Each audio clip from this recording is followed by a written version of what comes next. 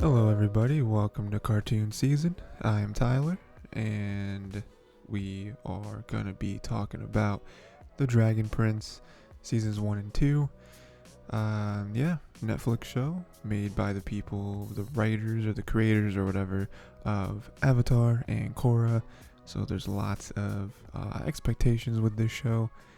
And like I said, first couple seasons we'll be talking about it. I want to touch on a few things. I'm going to touch on the trio of Callum, Ezrin, and Rayleigh. Classic trio, right? I feel like many cartoons have this formula where they have a trio of main characters, and this cartoon is no exception, and I feel like they do it very well. And then I want to talk about how the other trio, the antagonist trio of Viren, Claudia, and Soren aren't necessarily evil, and I want to get into that a little bit because I feel like on the surface you could easily just say, oh, they're evil people, we need to take them out.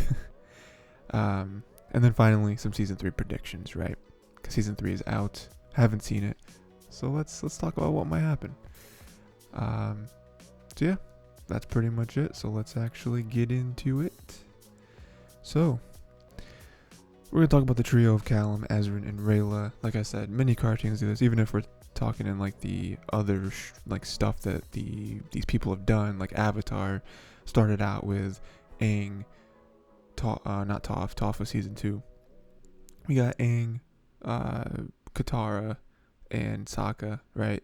And then even in Korra, we had Korra, and then the two guys, right? I don't remember their names. And then, a little later on, we met the girlfriend, I think it was Vasami, right, or something like that.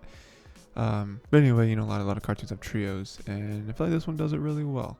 It's a very interesting way that they kind of introduce this trio, because Callum and Ezrin are, of course, brothers or stepbrothers, half brothers, whatever. But Rayleigh is introduced as a villain, right? She was going to kill them, particularly Ezrin, because Ezrin is the prince, the next in line for the throne, and so they were going to try to kill him or at least capture them, something like that, for their own motivations, right, for the moon elves. But they end up deciding to kind of band together to return the egg to the dragons, right? There's some hesitation there, they don't really trust each other, the moon elves have a reason to be hesitant towards humans and vice versa. But they kind of realize that they have this, this like common goal, that they both like dragons and neither of them want to hurt them. And again, Callum and Ezrin didn't know about the dragon egg, However, dragon egg isn't destroyed, so that's kind of the way they're able to compromise with Rayleigh, where it's like, hey, we didn't know it was here, our bad. But also, we're not trying to destroy it. We would love to take it back to the dragon.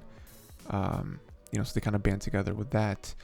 And then to even further show like their camaraderie, Rayleigh's armband will sever her arm if Ezrin doesn't die, right? Because that's like the thing, right? That's like the little oath or whatever that all the moon elves took, where it's like they will not stop until their mission is accomplished.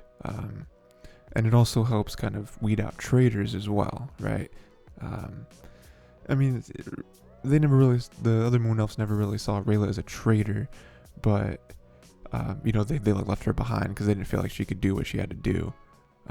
She put like berry juice or whatever on her sickles, trying to pretend like she actually killed somebody, to try to like curry favor with her clan, right?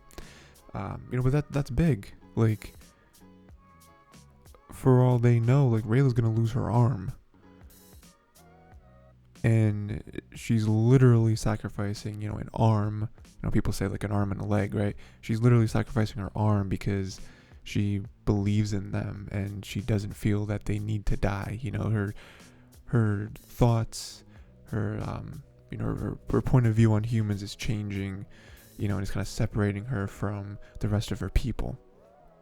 Like I said, it's a different point of view. It's a different perspective that the other moon elves don't really have, or they may be seen, but they're choosing to ignore it. A little later on, we got Rayleigh showing Callum the moon nexus. Says humans can't do magic without a primal stone. So even right there, like, we have a little more of bonding, a little more like Rayleigh coming over and saying, hey, this is actually how this works. Because Callum's whole thing is he wants to do magic, right? And he wants to do the good kind of magic, because there's like the dark magic or whatever. That's it's a very easy entry point into magic, but he sees it as evil. He's like, I don't want to do that. I don't want to learn that kind. I want to learn the more like natural, free magic, right? Even though it is exclamated by the fact that, Rayleigh says, well, humans can't do magic inherently. They don't have the stuff in them to just do magic the same way that like moon elves or whatever do. The primal stone. And then a little later, Rayleigh catches Soren creating an accident to kill Ezrin. This is even further. I believe this is already in season 2, where we are in this point of what I'm talking about. And by this point they're a trio, and they still they're together, and they look out for each other. Like at this point they are a family. I would say. I mean, Callum and Ezrin are already family, but Rayleigh is part of them now. They trust her with pretty much everything, I'd say. And so Rayleigh saves Ezrin because Soren was, again, creating an accident, basically trying to make it so Ezrin like falls into a crevasse, And then Ezrin finds out his dad died, takes the responsibility as a new king. So this is where we're kind of branching out, like the trio itself is branching out, and they do have like a common goal, but they each are now being grounded in their own personal aspects of that goal. So now we got Ezrin, who's never really had an identity outside of just being with the group. Because we got Callum, he's trying to learn magic, right? That's like his thing. We got Rayleigh, who's the moon elf, who's really trying to do like the dragon and like, basically going against her people. What they would do, especially with her being in a group of humans. But Ezrin has just kind of been like, oh, he's just kind of like the little brother, little kid. He's making friends with the baby dragon, all that stuff. But there's nothing that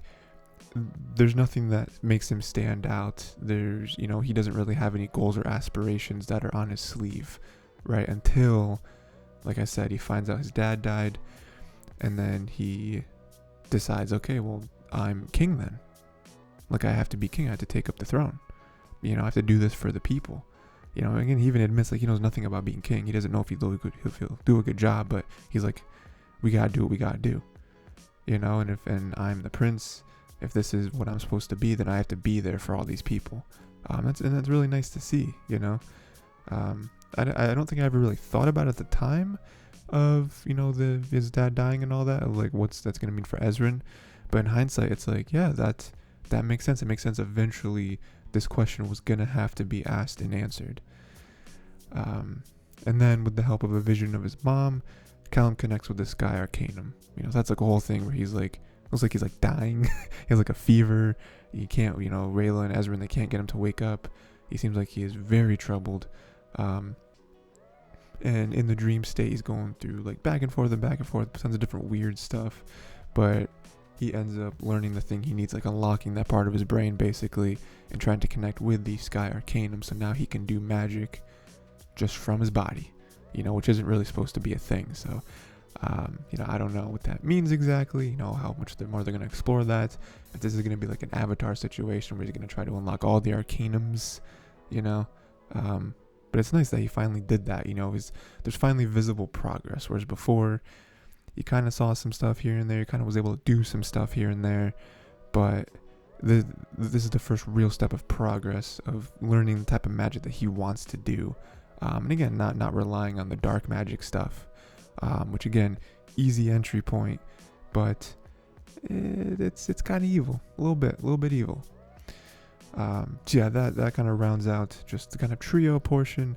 Like I said, they all have their own identities. They all have their own little side missions that they help each other out with. But them as a group together, I feel like they have really good chemistry, and they kind of cover each other's weaknesses, not only physically but mentally as well. And they're all getting stronger, and they're all moving. They're all making progress. So we'll see how much this group grows in the upcoming seasons. It's gonna be fun to watch, I'm sure.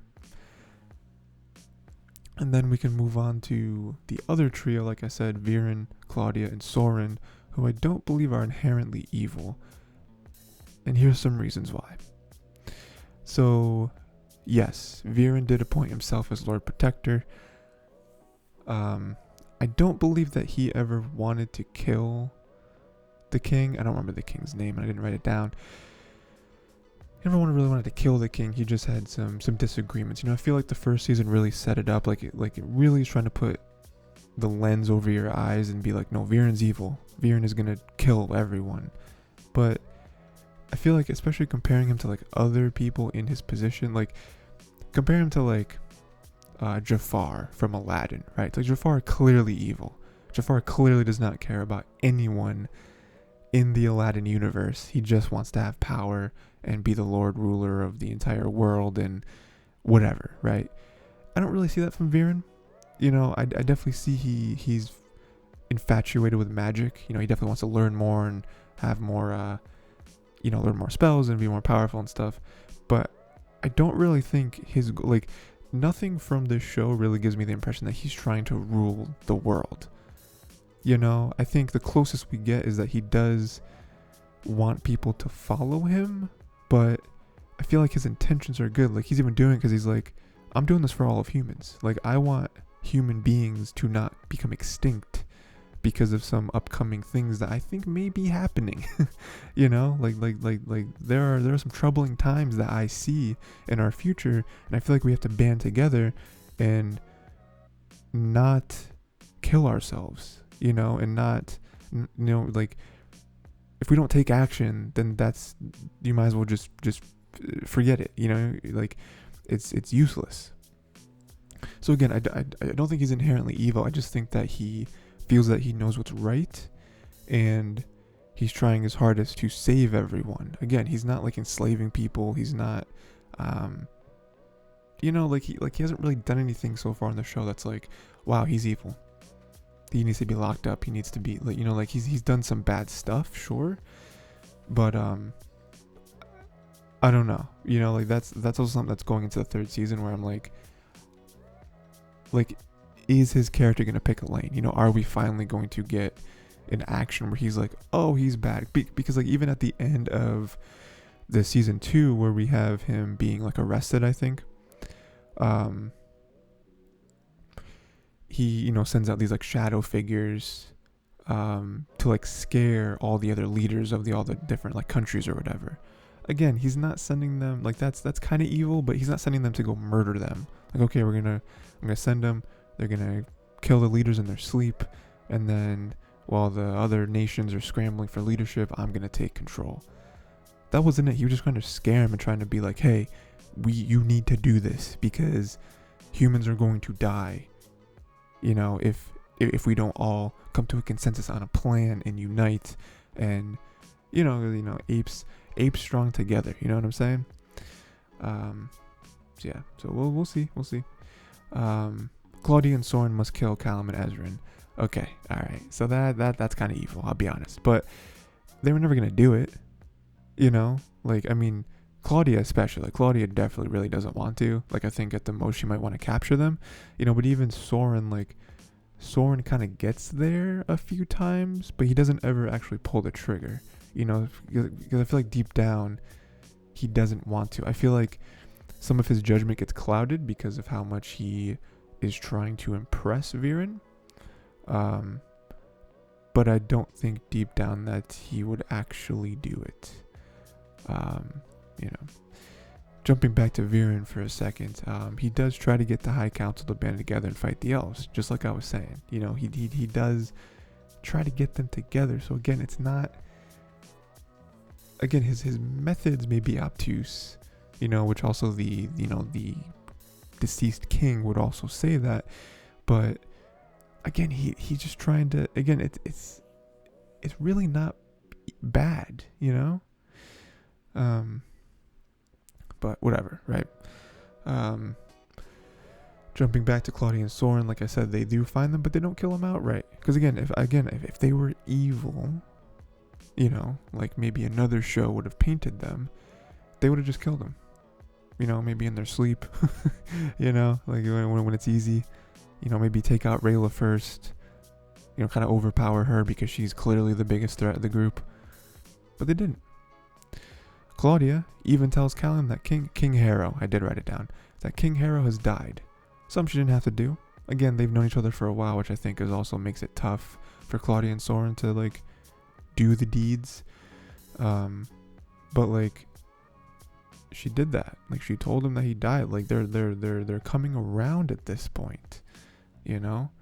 Claudia and Soren also saved the town from a dragon. Now to be fair, Soren, little clouded mind there, you know, trying to attack the dragon, trying to, you know, definitely for a hot second was on the side of, oh, this dragon is a menace. But then you realize that he's not. The dragon was just being attacked, you know, minding his own business, being attacked.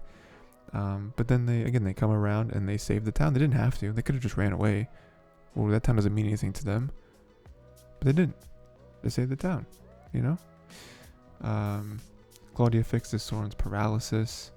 Yeah, that doesn't really prove my point, I guess, but it is another nice thing where it's like they do care about each other. They're not just like these vile humans that are the spawn of a vile Viren, you know.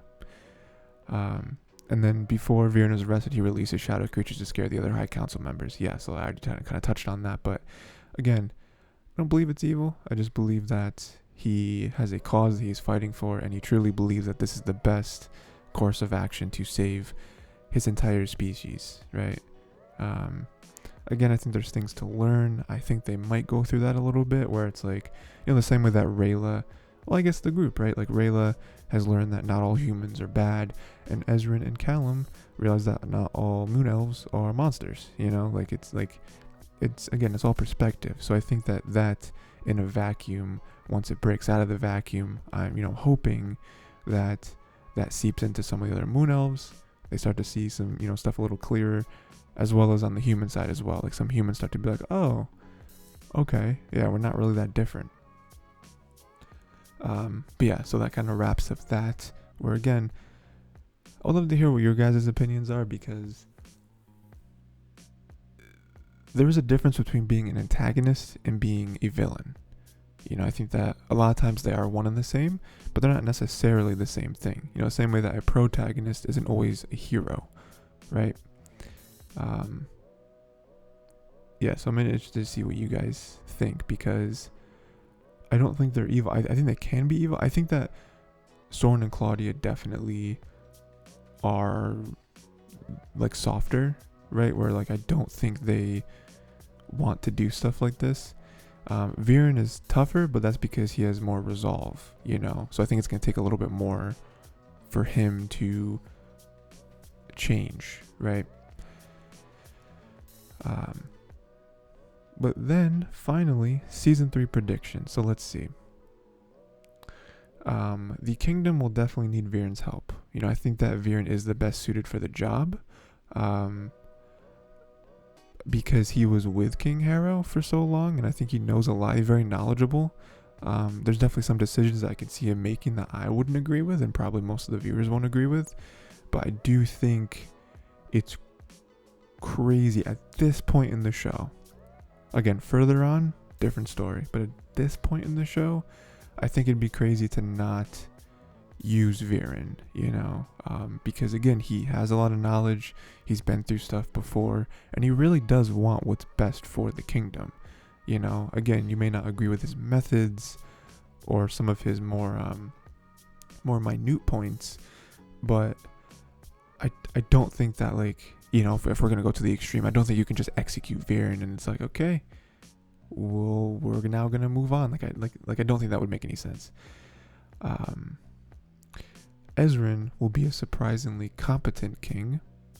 Yeah, that's just kind of my prediction there. I think that he is a really good person, probably the most pure of heart of any character we've seen so far in the show.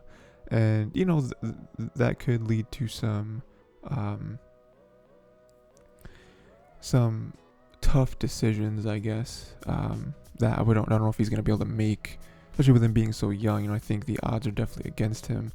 But I think that again, yeah, I think he's gonna surprise us. I think he's surprisingly competent. Not like the best king ever. Not like he's gonna fix everything, but I think he's gonna play it smart.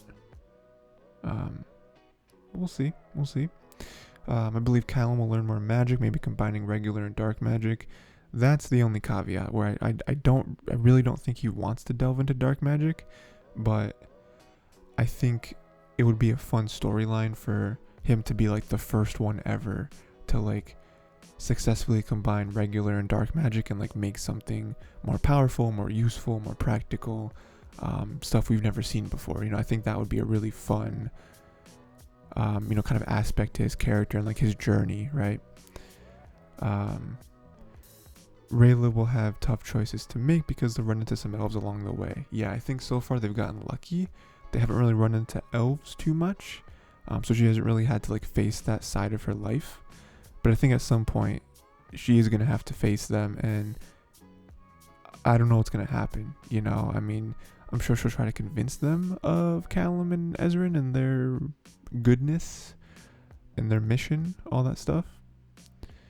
But I think just like it would be tough for humans to just accept moon elves, I think it'd be tough the other way around as well. So we'll see. And then Claudia and Soren will become more torn between Viren and the princess. Princes. I read princess as princess, and I was like, who's the princess? Is there a princess in the show? I don't think there is. So Claudia and Soren will become more torn between Viren and the princess. Yeah, so again, like I said earlier, I think they are softer, and I think they are more malleable because of them being young and them growing up really close to Callum and Ezrin. I think that both of their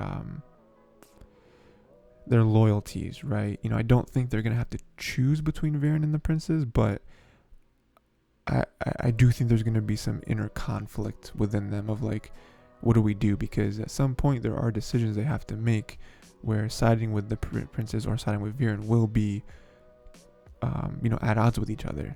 So, we'll see. We'll see what actually happens. I'm sure they'll think about it in different ways. But yeah, because there are those characters where you really want them to be on the protagonist side, and you're really rooting for them, and you're really trying to push them that way. For both seasons. So, we'll see if they actually get there. But yeah, that's pretty much it. Those are all my predictions. That is everything I wanted to talk about with the first couple seasons. We're just getting started.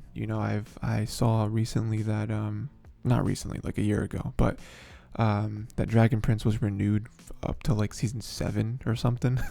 Like, it was ridiculous.